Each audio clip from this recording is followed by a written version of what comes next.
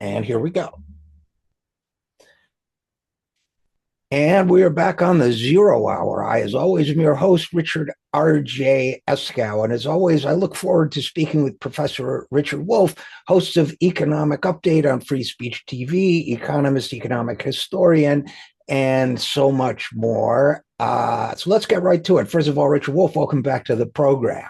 Thank you, Richard. I'm eager to have another good conversation with you. I look forward to them as well. And this one, I think maybe you can really help me here.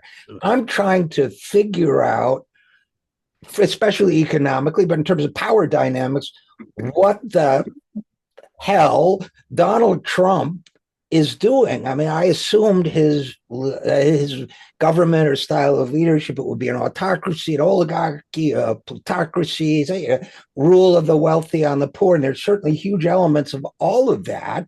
There were elements of it before, they're even greater now. But I cannot, for the life of me, figure out how to frame what he's doing, especially economically. I thought he'd be helping the corporate class. He's hurting some, he's helping some. He turns around and does it the other way around. And now, as we record, auto stocks are falling because of his latest set of tariffs. And before this, it was, other interests rising and falling. He hates electric cars. Of course, nobody's trying to sell Teslas and commercials. That part I've got figured out. But I don't know what the hell to call this thing he's doing. Can you help me out? I don't think so. Well, then let's. Really don't. Well, maybe I can expand a little bit about it. Okay. He seems to me to be doing something I notice for years now, which is a deep belief, never articulated, but a deep belief that nothing he does matters all that much. Now, you might be surprised by that, but if you believe that, it gives you an extraordinary amount of freedom. Mm. You really don't have to worry. And I think it was a reflection of the fact that for most of the post war period, the United States' global economic, political, military dominance was so total that it began to be, understandably, taken for granted, particularly by American political leaders. So they could attend to this or that problem, but always within the unacknowledged context that we could do whatever we wanted. If we're the only country in the world with 700 military bases around the world, it's kind of obvious who's running the show if nobody else has, more than two or three, if that, and on and on and on. So I see him as feeling as though he can do whatever is fun, is interesting, is attention grabbing, makes him a friend here or there, enhances his business interests. It doesn't really matter. If he gets caught doing something shady, he has mountains of public relations people to kind of diffuse it and shake it up and deflect interest from it and all of that. But meanwhile, he doesn't even have to worry. It'll all be worked out. The system is in such fundamentally good shape, etc., etc. Let me give you an example. A headline today reads as follows, and I have no way, of course, to verify this, that Mr. Trump said that he would lower tariffs on China if a deal could be worked out on the selling of the TikTok platform to some American or at least to some non Chinese owner.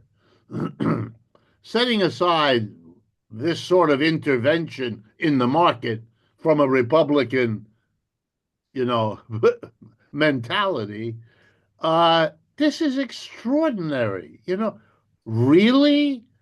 having portrayed the United States as in a new Cold War with China, and that's the key security problem or military problem for the United States into the foreseeable future, he's prepared to withdraw the major weapon he's used against China in order to secure a particular deal over a particular company.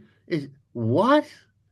And especially since the biggest problem with the tariffs so far has actually not been yet their impact, and I'll come to that in a minute, but the biggest complaint about the tariffs in the business world is the very instability of them. They're on again, they're off again. They're larger, they're smaller, they're temporary, they're permanent.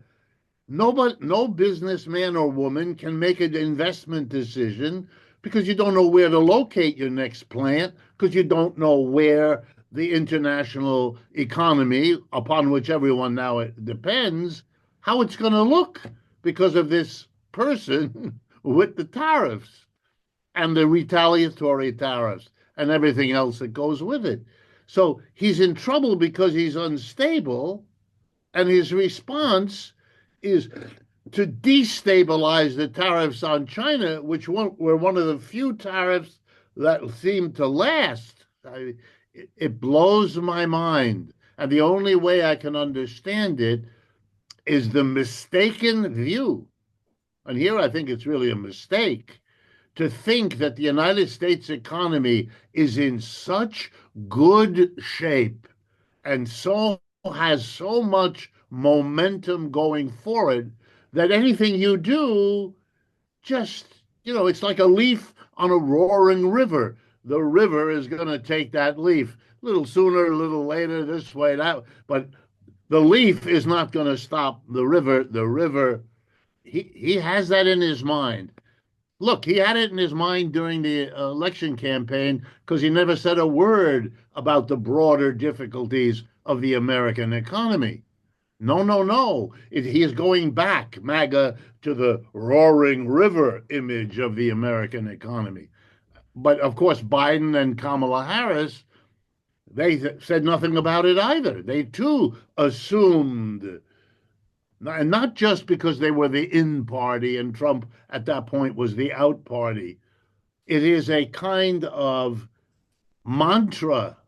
And I think what it does is excuse or render secondary the herky-jerky chaos that is what we all see every day, and what I don't think this time will be salvaged because of an underlying strength, because I don't see that strength there.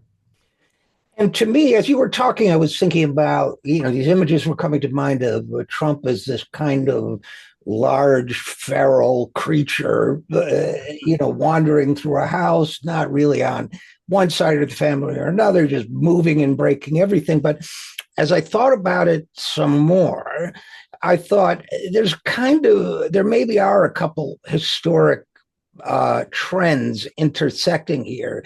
We're accustomed in this country, or were until 10 years ago or so, of imagining a kind of old school conservatism that was granted racist and grounded in inequality and, all sorts of other dreadful things, but was fundamentally true to the name conservative, and that the institutions that may have been so unjust were serving them just fine. So they wanted to conserve things the way they were. They didn't want change. They were resistant to change. But there's always been, and maybe it's a classification problem that some of us get into, mixing up that kind of right wing with another kind of totalitarian right wing set of thinking that is, for example, futurism under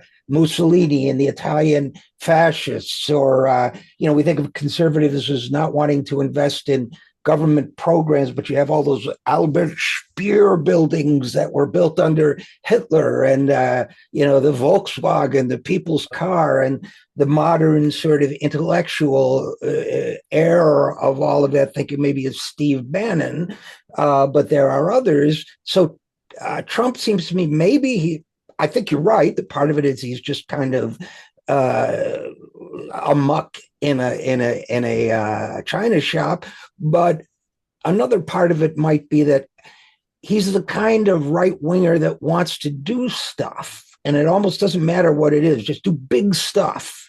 Does that make sense to you?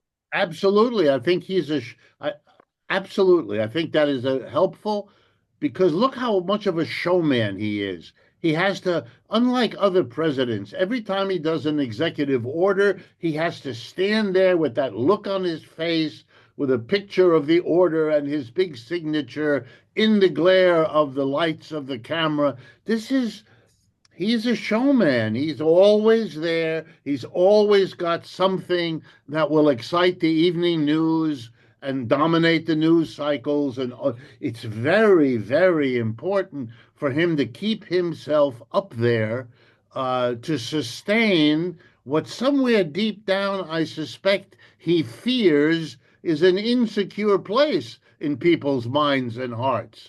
He doesn't have the confidence that he has with him a solid base, the way people who fear him attribute to him. I don't think it's very solid. I don't think it runs very deep. I think the coalition that he inherited from the Republican Party remains the same coalition, namely a small group of very wealthy corporations and those they enrich, who provide the money and the connections, and who fund him as the leader who knows how to cultivate the mass base, without which the capitalist class never could survive. I mean, the U.S. Census says that 3% of Americans are employers. That means the other 97% are not.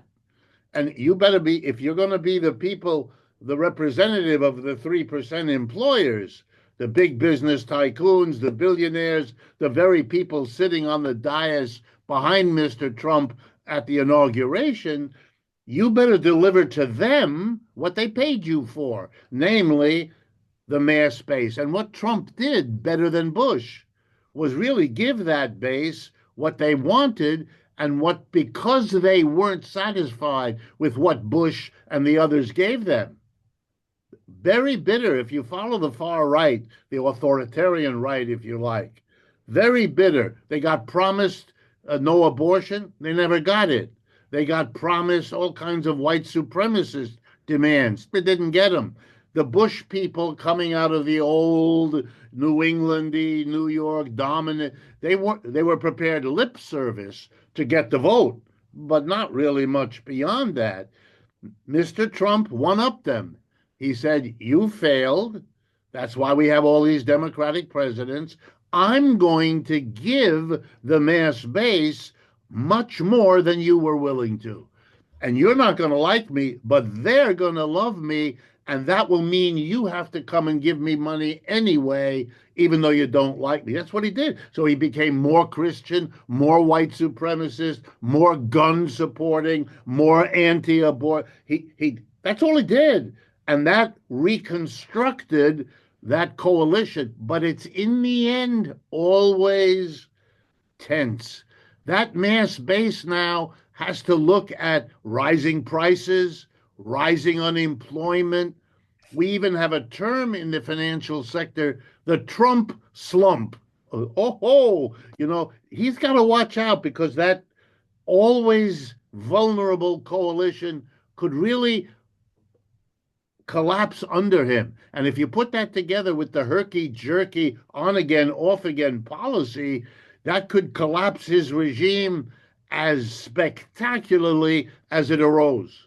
And in a sense, he seems to be trying to sort of just got to keep on dancing, just as if I keep doing this or juggling these plates, and you won't notice that things are unaffordable, or the job market is not so great, or whatever. And I wonder, he may be kind of pulling it off, at least for now. I mean, Gulf of America and taking Greenland and this, ridiculous. What was that expression? Bread and circuses. Heavy on the circuses, not so much on the bread. And but I think about his relationship with those wealthy people that you mentioned. It seems to me, Chris Hedges or somebody said this is representative of a kind of civil war in the oligarchy. And I've been pondering that a little bit too, that you have the tech billionaires on one side, and they have big ideas for changing the world. I mean, the Democrats like to say Roosevelt changed everything. Nothing compared to what they would do to society, global society, if they had half a chance. So you have the tech billionaires and you have a few others that are cozy with Trump, but then maybe he doesn't care as much about the bankers, the Jamie Dimons or whomever. I mean, I'm still kind of trying to map it out in my head, but maybe the answer is neither of the above. Maybe the answer is you're either his friend or his enemy if you're an oligarch. And if you ain't his friend, you better figure out how to become his friend, because that's the way he's going to rule the country, like a mafia boss. But I have been wondering about his relationship with the corporate world. I mean, politicians of both parties have always sucked up to pretty much any corporation that came calling. And now it seems like there's a different dynamic at play. Yeah, again, I think he is more, he doesn't come out of the political world. He didn't spend 40 years of his life rising up and going to 8 million meetings where he could quickly understand who makes the big decisions, who has the final say, how important the money is, all of that. He was partly he never got into it. Partly those people looked upon him as a secondary player. He's not big enough to be not quite small enough to totally ignore, but somewhere in between, which I'm sure frustrated him. But the rest, they didn't need him. They didn't really care. He gave $25,000, I once read, to the Clintons. Okay, very nice. And the Clintons might actually go to a party at his house because 25,000 is just about what you might do that for.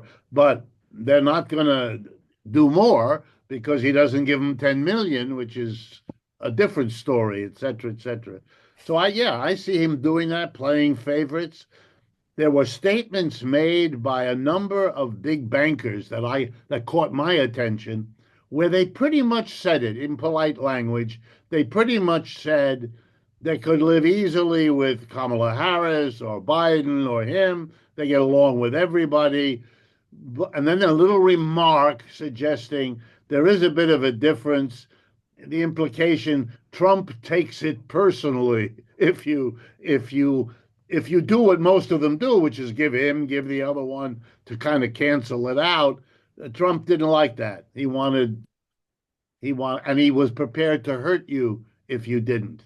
That's been a hallmark, by the way, of every story ever written about Trump. If you didn't do whatever it is he wanted you to do, which would include giving him a discount on a price you had agreed to, or giving him a delay on a commitment, he would right away, he understood that the way forward for him would be hurt you or threaten to hurt you, actually hurt you, and then be very charming once you had done what he wanted to do, because for him this was all transactional maneuver, had no long-lasting or deeper significance. That's why I say this assumption that the American economy is in fine shape then allows him to do all of this while the rest of the world, worried, of course, about the impact on them, is also wondering, like you began today, how does all this add up?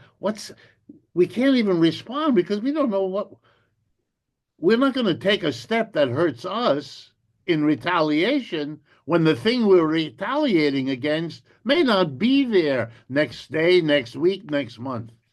And, what comes out of that sometimes is that, a system like ours, an oligarchical political system, relies on some understandings about quid pro quos and this guy and that guy. And sometimes I got to be nice to him, even though you're the one I really like. And, you give me this, I'll give you that. It kind of goes unstated. But I think Trump is forcing people to state it.